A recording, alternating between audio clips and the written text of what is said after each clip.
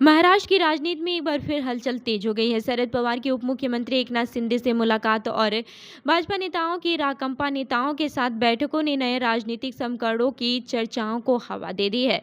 क्या शरद पवार एनडीए की ओर बढ़ रहे हैं या ये सिर्फ एक औपचारिक मुलाकात थी? बता दें कि महाराष्ट्र की राजनीति में बुधवार को हुए घटनाक्रमों ने सियासी गलियारों में नई चर्चाओं को जन्म दे दिया। राष्ट्रवादी कांग्रेस पार्टी के अध्यक्ष शरद पवार की उप मुख्यमंत्री एकनाथ शिंदे से विधान भवन में हुई मुलाकात और भाजपा के वरिष्ठ नेताओं के राकंपा नेताओं से अलग अलग मुलाकातों के बाद से राजनीतिक अटकलों का दौर शुरू हो गया है। दरअसल महाराष्ट्र कर्नाटक सीमा विवाद पर आयोजित बैठक में भाग लेने के लिए शरद पवार विधान भवन पहुंचे थे। बैठक के दौरान वे उप मुख्यमंत्री एकनाथ शिंदे के केबिन में गए और उनसे मुलाकात की। इसके बाद उन्होंने अपनी पार्टी के विधायकों के साथ भी बैठक की। इस घटनाक्रम के सामने आते ही राजनीतिक हलकों में ये चर्चा शुरू हो गई है कि क्या राज्य की राजनीति में कोई नया समीकरण बनने जा रहा है। हालांकि शरद पवार गुट, शिंदे गुट और भारतीय जनता पार्टी ने इन अटकलों को पूरी तरह से खारिज कर दिया है।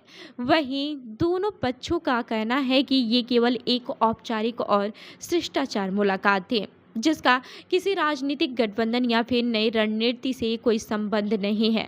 उनका कहना है कि विधान भवन में वरिष्ठ नेताओं के बीच इस तरह की मुलाकातें सामान्य राजनीतिक प्रक्रिया का हिस्सा होती हैं। इसी बीच भाजपा के राष्ट्रीय महासचिव विनोद तावड़े की राकंपा नेता एकनाथ खड़से से मुलाकात ने भी चर्चाओं को और तेज कर दिया है। हालांकि एकनाथ खड़से ने स्पष्ट किया है कि ये केवल पारिवारिक और शिष्टाचार भेंट थे।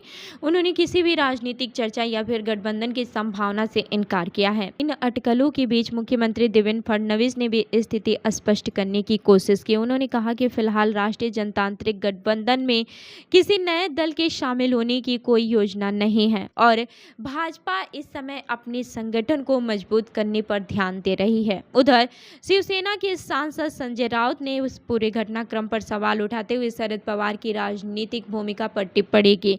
इसके जवाब में राकंपा विधायक जितेंद्र आहवाडा ने कहा कि वरिष्ठ नेताओं की सामान्य मुलाकातों का राजनीतिक अर्थ निकालना उचित नहीं है और बिना तथ्यों के आरोप लगाने से बचना चाहिए। फिलहाल सभी दल गठबंधन के अटकलों से इनकार कर रहे हैं, लेकिन इन मुलाकातों ने महाराष्ट्र की राजनीति में नई चर्चाओं को जरूर जन्म दे दिया है। तो इस खबर पर आपकी क्या राय है, हमें कमेंट करके जरूर बताएं और ऐसी अन्य खबरों के लिए देखते रहिए जनदर्पण न्यूज़। धन्यवाद।